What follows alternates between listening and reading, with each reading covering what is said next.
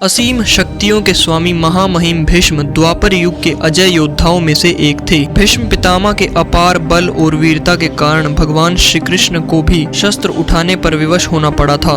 आखिर कौन कौन से अस्त्र शस्त्र थे उनके पास, कौन सा ऐसा वरदान था जो उन्हें अमर बनाता था, और भी बहुत से रहस्यों को जानेंगे जो उनके जीवन से जुड़े हुए थे। जानने के लिए बने रहिए वीडियो के अंत तक। यदि आपने हमारे चैनल को सब्सक्राइब नहीं किया है तो सब्सक्राइब जरूर करें और बेल आइकन को भी जरूर दबाएं। यह उस समय की बात है जब हस्तिनापुर के राजा महाराज शांतनु गंगा नदी के तट पर शिकार करने जाया करते थे। एक दिन उनकी दृष्टि एक सुंदर स्त्री पर पड़ी जिनका नाम गंगा था। महाराज शांतनु गंगा को देख मंत्रमुग्ध हो गए। उन्होंने उन्हें विवाह का प्रस्ताव दिया। देवी गंगा विवाह करने के लिए तैयार हो गई, लेकिन उनकी एक शर्त थी कि कोई भी कार्य करने पर उनसे कोई प्रश्न न पूछा जाए। शांतनु गंगा के प्रेम में इतने पागल थे कि वह राजी हो गए। गंगा उनकी पत्नी बन गई। कुछ समय पश्चात वह गर्भवती हुई और एक पुत्र को जन्म दिया। वह तुरंत बच्चे को लेकर नदी तक गई और उसे नदी में बहा दिया। शांतनु को विश्वास नहीं हो रहा था कि उसकी पत्नी ने अपने पहले पुत्र को नदी में डुबो दिया और वह कोई प्रश्न न पूछ सके। ऐसे करते करते देवी गंगा ने अपने 7 पुत्रों को नदी में बहा दिया। जब 8वां पुत्र हुआ तो गंगा उसे लेकर नदी तट पर पहुंची। शांतनु उनका पीछा कर रहे थे। उनके सब्र का बांध अब टूट चुका था। जब वह बच्चे को डुबाने ही वाली थी कि शांतनु ने बच्चे को छीन लिया और बोले, अब बहुत हो गया, तुम यह हरकत क्यों कर रही हो? गंगा बोली, आपने शर्त तोड़ दी, अब मुझे जाना होगा। अगर जाने से पहले आपको कारण जरूर बताऊंगी। एक बार 8 वसु ऋषि वशिष्ठ के आश्रम में अतिथि बनकर आए। उन्हें वशिष्ठ की गायें बहुत पसंद आ गई। उन्होंने ऋषि की सबसे प्रिय गायें चुरा ली। जैसे ही वशिष्ठ को पता चला, उन्होंने वसुओं को पकड़ लिया। उन्होंने वसुओं को श्राप दे दिया, तुम लोग इंसानों के रूप में जन्म लोगे और उनके साथ आने वाली सभी सीमाओं में बंद कर रहोगे। तो उन वसुओं ने वशिष्ठ से क्षमा मांगी। तो वशिष्ठ ने कहा, यदि तुम सब देवी गंगा के गर्भ से जन्म लो और देवी तुम सबको नदी में बहा दे तो तुम इस श्राप से मुक्त हो जाओगे, और यदि कोई भी बच गया तो उसे लंबे समय तक यातनाएं झेलनी पड़ेगी। यही कारण था कि देवी गंगा ने अपने सभी पुत्रों को नदी में बहा दिया, बस आखिरी पुत्र को छोड़कर। उस 8वें पुत्र का नाम देवव्रत रखा गया।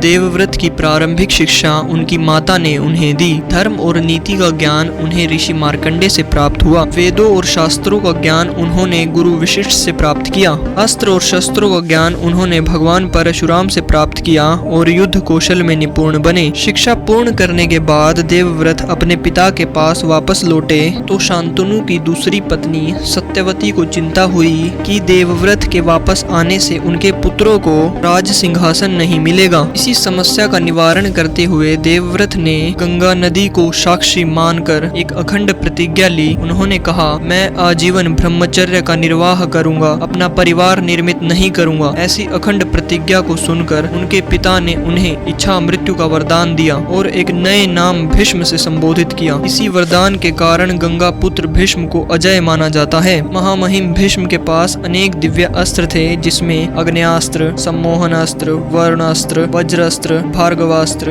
ब्रह्मास्त्र, अंधकास्त्र और प्रस्वापन अस्त्र जैसे भयानक अस्त्र शामिल थे। अब हम उनके युद्ध कौशल की बात करेंगे। भीष्म ने एक बार गंगा के किनारे गंधर्वों और काशी के राजाओं से युद्ध किया था। जब वे विचित्र वीर्य के लिए कन्याओं का स्वयंवर करने काशी गए थे, भीष्म ने सभी राजाओं और गंधर्वों को हराया था और 3 कन्याओं का हरण किया था, जिसमें अंबा, अंबिका, अंबालिका को काशी नरेश के स्वयंवर से हस्तिनापुर लाए थे। सबसे भीषण युद्ध तब हुआ जब वह परशुराम से युद्ध करने पहुंचे। भीष्म का यह युद्ध सबसे प्रसिद्ध माना जाता है। यह युद्ध अंबा के कारण हुआ था। दरअसल अंबा को किसी राजा ने स्वीकार नहीं किया था, ना ही भीष्म ने। तो उसने भगवान परशुराम से न्याय की मांग की। जब परशुराम ने भीष्म को अंबा से विवाह करने का आदेश दिया तो भीष्म ने मना कर दिया, जिसके परिणाम स्वरूप दोनों के बीच घोर युद्ध हुआ। यह युद्ध कई दिनों तक चला, लेकिन बिना किसी निष्कर्ष के समाप्त हुआ, क्योंकि दोनों अजय योद्धा थे।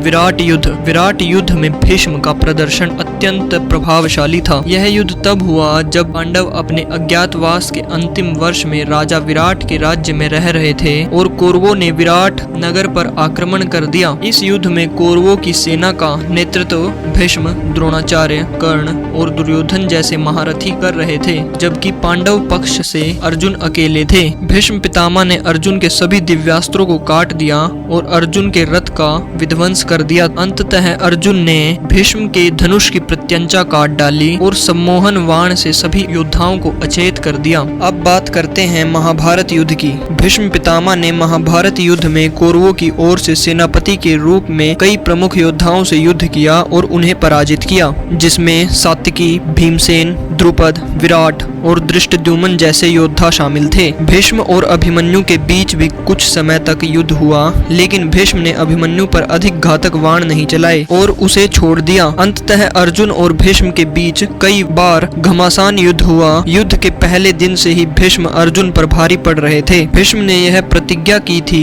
कि वो पांडवों को छोड़कर 10,000 सैनिकों को हर रोज मारेंगे। भीष्म पितामह ने महाभारत के 90वें दिन कौरव सेना का नेतृत्व करते हुए अत्यधिक कौशल और पराक्रम का प्रदर्शन किया।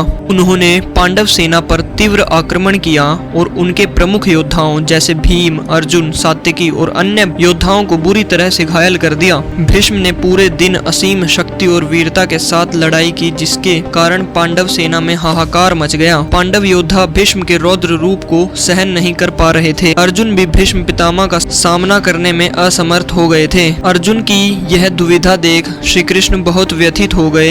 श्री कृष्ण का क्रोध भड़क उठा। उन्होंने देखा कि भीष्म को नहीं रोका गया तो पांडवों की हार निश्चित है। इस स्थिति में श्री कृष्ण ने स्वयं अपने वचन को तोड़ने का निश्चय किया। श्री कृष्ण रथ से कूद पड़े और क्रोधित होकर अपने सुदर्शन चक्र के साथ भीष्म की ओर दौड़े। अर्जुन ने तुरंत श्री कृष्ण को रोका और प्रतिज्ञा की कि वह पूरी शक्ति के साथ भीष्म का सामना करेंगे। तब श्री कृष्ण ने अपने शस्त्र वापस रख दिए। युद्ध के 10वें दिन शिखंडी की सहयोग से अर्जुन ने भीष्म को बाणों से घायल करके धराशायी किया। भीष्म कौरव सेना के सेनापति 10 दिनों तक रहे और भीष्म के रहते पांडव किसी भी कौरव का वध नहीं कर पाए। आज के लिए इतना ही, मिलते हैं किसी और वीडियो में।